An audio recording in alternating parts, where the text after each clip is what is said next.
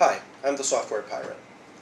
Louisiana is one of the most recent battlefields in the war against video games. HB 1381 is a bill that was recently passed in the state of Louisiana that would forbid the sale of violent games to minors. HB 1381 says that it's illegal to distribute in any form, sell, rent, or lease a game that meets these three conditions. 1. The average person applying contemporary community standards would find that the video or computer game taken as a whole appeals to the minor's morbid interest in violence. 2. The game depicts violence in a manner patently offensive to prevailing standards in the adult community with respect to what is suitable for minors. And finally, 3. The game, taken as a whole, lacks serious literary, artistic, political, or scientific value for minors. In other words, I don't know what's obscene, but I'll know it when I see it. According to GameSpot, the original version of the bill was written with the help from Florida anti-gaming lawyer Jack Thompson. This is the same man who vowed to destroy Rockstar over games like Bully and Grand Theft Auto, who spread word about the Peaceaholics protest I covered back in episode 1, and who has pretty much earned the loathing of nearly every member of the gaming community.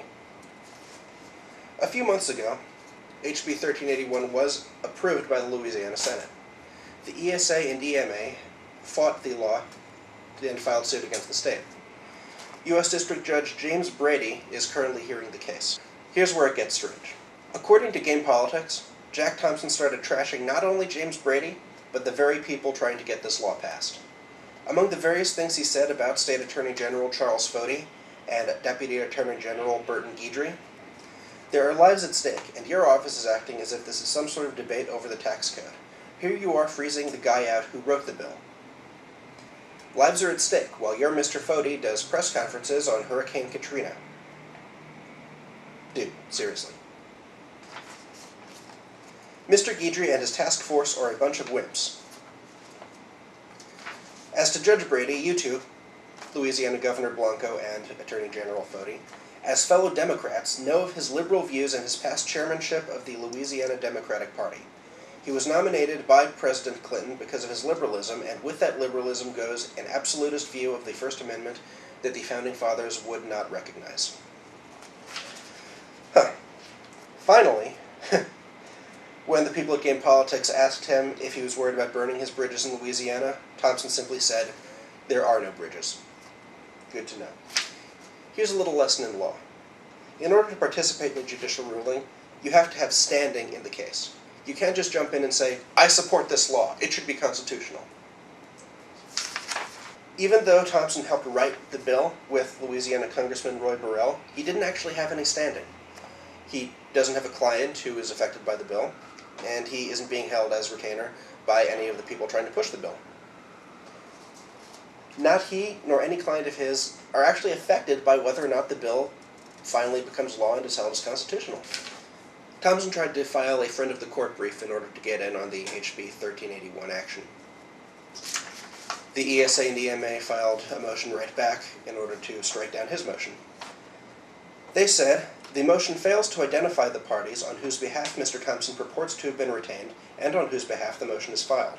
Although the motion recites that Mr. Thompson anticipates filing his amicus curiae brief on behalf of law enforcement personnel and also on behalf of education groups, he fails to identify those personnel or groups. He is not a defendant in this case, and there is no indication that he has been retained as counsel by the actual defendants." Judge Brady ruled against Mr. Thompson, and that's where all the trouble started. Earlier today I spoke to Burton Guidry, the Louisiana Deputy Attorney General who is trying to push forth 1381. Because the case is ongoing, he wasn't willing to say much, but here's what he did say. "We didn't have any objection to him trying to intervene in the case, but he didn't have a client. He intervened in the case without any client, and he failed to follow simple procedural protocol." Paperwork. That's why Thompson was denied a place in the case, and that's why he went on, let's call it a spiteful rampage. We couldn't reach Mr. Thompson, but we hope to get a hold of him later and hopefully hear his side of the entire 1381 debacle. I'm the Software Pirate. Questions? Comments? Want to tell me how boring this one was? Email the Software Pirate at thesoftwarepirate@gmail.com.